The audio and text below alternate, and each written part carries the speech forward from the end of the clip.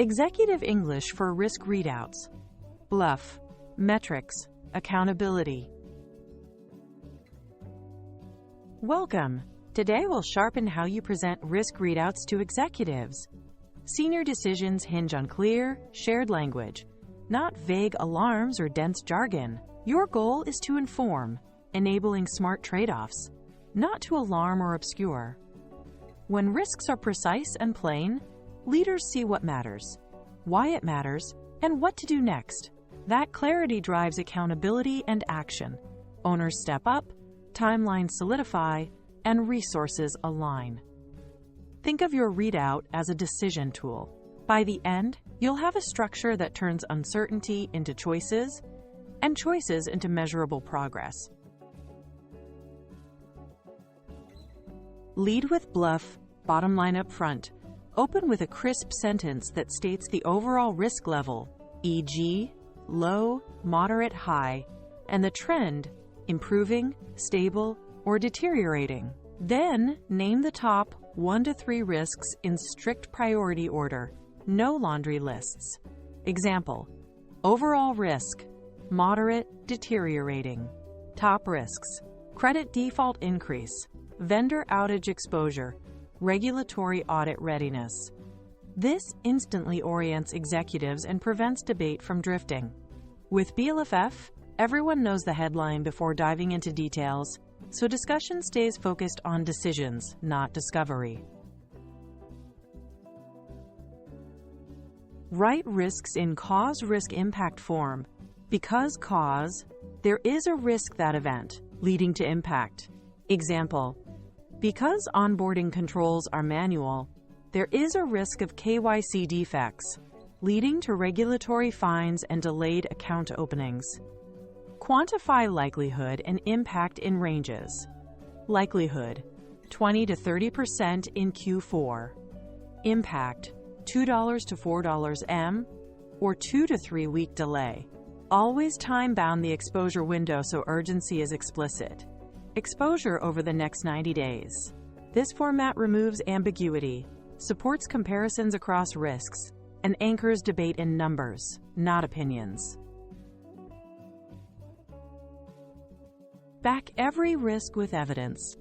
Use leading indicators, signals that move first, like rising vendor incident tickets, and lagging indicators, outcomes like last quarter's outage hours. Cite data sources and dates. Vendor dashboard, the 12th of October. Finance close, SEP. Then separate facts from assumptions. Facts: default rate is 5.2%, up 0.8% quarter over quarter. Assumptions: if macro trend persists, defaults may reach 6 to 7% by Q1. This transparency builds trust, lets others validate quickly, and keeps the conversation grounded in measurable reality. List the key controls in place and rate their current effectiveness. Effective, partially effective, or ineffective, with brief rationale. Example: rate limiting, partially effective, blocks 70% of spikes. Then state the residual risk after controls. Residual impact $1 to $2 m, likelihood 10 to 15% in 60 days. Finally, name material control gaps clearly, no euphemisms, no automated rollback for failed releases. Single SME dependency for sanctions screening. This shows what's actually protecting you, what still gets through, and where investment or process change is required. Assign a single accountable owner per risk. No committees. Define actions, due dates, and success metrics so progress is measurable. Example: owner, ops director. Action: automate KYC checks. Due November 30th. Metric: less than 1% defect rate by December 15th. Include an escalation path if milestones slip. If variance greater than 1 week, escalate to CRO. If budget shortfall, Seek steering approval within 48 hours. Clear ownership prevents diffusion of responsibility and keeps momentum when obstacles appear.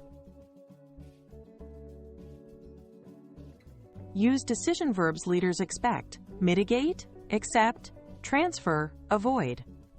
Be concrete with data. 5% up pointing arrow default rate QOQ, 2.4 hours mean time to recover, $750,000 at risk. Replace hedging like might or seems with ranges and conditions. Under current volume, failure probability 8 to 12%. With peak load 15 to 20%. Keep sentences short, noun specific, and avoid fluff. Executives hear dozens of updates. Precision and brevity make yours stand out in speed decisions. End with a crisp ask: decision requested, approve, defer, or fund. Summarize commitments and deadlines. Approve $300,000 for tooling by November 10th. Vendor risk review by December 1st. Confirm the reporting cadence and format so everyone knows when updates arrive. Weekly one-page dashboard every Monday. Deep dive monthly. Restate expected outcomes. Reduce residual risk to low within 90 days. A tight close converts information into action and aligns leaders on who does what, by when, and how progress will be tracked.